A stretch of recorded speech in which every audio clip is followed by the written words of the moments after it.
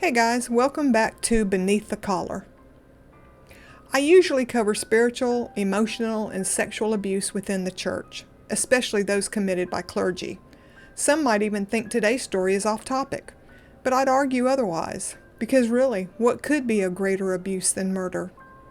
And especially if you're looking at murder that allegedly could involve a pastor, and a pastor that's a husband at that. And let me just say up front, anything that I say is alleged. My opinion, others' opinion, just sharing opinions. Today I'm kicking off part 1 of a new series, the Amanda Blackburn case. And I'll be honest, I don't know how many parts this will become. There's just so much more to this story than meets the eye. I'm also collaborating with the Amanda Blackburn Facebook page on this series, and much of the information I'll be sharing is based on the incredible work and research they've compiled over the years. This is definitely going to be a team effort. If you're not familiar with that page, please check it out. It is a wealth of information. So let's begin. Who was Amanda? Amanda Grace Blackburn was 28 years old when she was killed. I suppose I should say when she was brutally murdered. She was a mom to 15-month-old Weston and 12 weeks pregnant with her second child, a little girl they'd already named Everett. Evie for short. Everett, Evie, Grace. She was kind, smart, grounded. People say she had a quiet strength and deep personal faith. She met Davey on a blind date when she was a senior in high school and he was already a sophomore in college. Eventually, they married and moved to Indianapolis to begin Resonate Church, aimed at reaching young, unchurched people. Amanda wasn't just the pastor's wife. She was a partner in ministry, a devoted mother, and someone with her own dreams. And then, on a Tuesday morning in November 2015, she was gone. Now let's take a look at what we were told happened. Okay, here's the official version. On the morning of November the 10th, 2015, 3 men, Larry Taylor, Jalen Watson, and Deanna Gordon, were burglarizing homes in Indianapolis. Amanda was home alone with Weston when they allegedly broke in. She walked in on the robbery and was shot 3 times.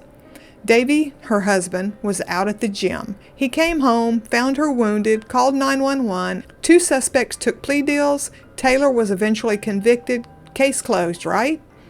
Not quite. Because when you dig deeper, especially into Davey's timeline and behavior, things stop making sense. Davey left for the gym around 6 a.m. That's probably normal for him. It was kind of a known fact that he was a gym rat. He probably went almost every day, and he spent a good amount of time there while he was there. But this day, he was back by 7:30. That is really short for one of his workouts. And instead of going inside, he stood outside the house, on the phone with a friend. He talked, he paced. He said Amanda had told him before she didn't want him coming and going while Weston was asleep. He might wake him up.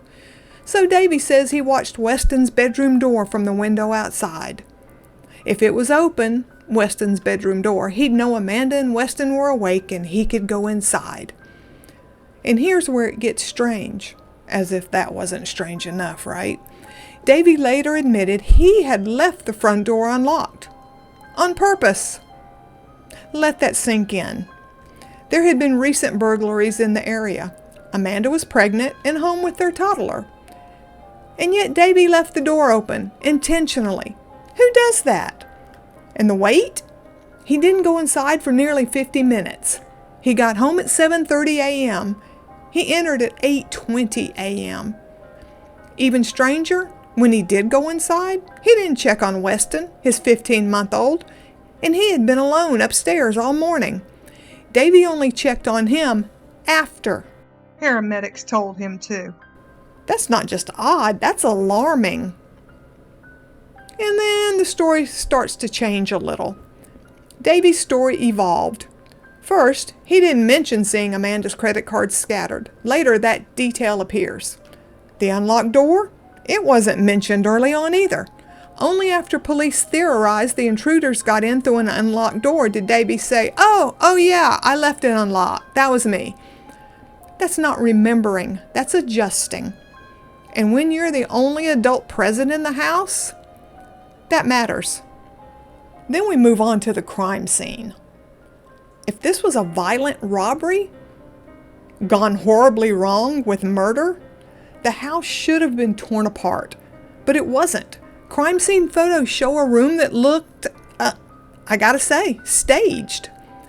A decorative wooden ladder Amanda used to hang blankets on, knocked over in a position that didn't even make sense. Not like it fell during a struggle, but like someone placed it that way to look like a struggle happened. Valuables were untouched. A wedding ring, electronics, cash, still there. So, was robbery really the motive? Or just the cover story? And then the aftermath. Before Amanda's death, things were tough financially. Resonate Church was struggling. That's known. Davy has said it. But after Amanda's death, money came in, and it came in quickly. A GoFundMe raised significant donations. A large, very, very large insurance policy came to light. Davy launched a new brand. Nothing is wasted. He started speaking, podcasting, coaching. He wrote books, created courses, built a platform, all based around, quote, pain to purpose. But from the outside, I'm sorry, it looked like he was monetizing a tragedy, building a public career off of his wife's death and his unborn daughter. And here's something else to think about. A neighbor, whose house had been robbed that morning, she arrives home, finds her home robbed, and calls 911 at 8:17. And exactly 5 minutes later, Davy calls 911 at 8:22. Oddly though, he entered the house at 8:20. So it took him 2 minutes to decide to call? 2 minutes to decide Amanda needed help? With all of that blood surrounding Amanda, he had to think about calling? A 2-minute thought? Some believe Davy may have been waiting for her to get home to make the timing of Amanda's murder look more random, as if the burglars were still hitting houses. Of course, that's a theory. It's simply a theory. Maybe the neighbor came home later than Davy expected, causing him to wait longer than planned. But it's a detail many have questioned, and it's just one more piece in a puzzle that doesn't quite fit. So what happened legally? 3 men were convicted. And yeah, then the police said the case is closed. But inconsistencies remain. Davy's timeline, for example. The unlocked door, the odd behavior, the evolving story, and the suspiciously tidy crime scene. Even very recent media coverage, Paula Zahn's episode of her show, it missed key details or got facts wrong. It's like no one's telling the full truth, or maybe no one wants to. So let's kind of wind this up. This is where we are.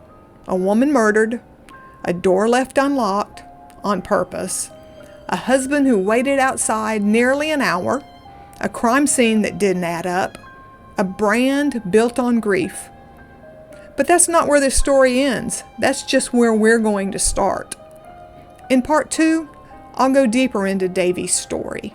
How it changed again, how it even changed again, and the details that have never quite made sense. If you want to see it next time, please hit subscribe, hit the notification bell, give me a thumbs up, leave a comment below. What do you think happened that morning? What do you make of the door, the wait, the behavior? Amanda's story deserves more than silence. So let's keep digging. You've been listening to part 1 of my Amanda Blackburn deep dive. Stay tuned for more.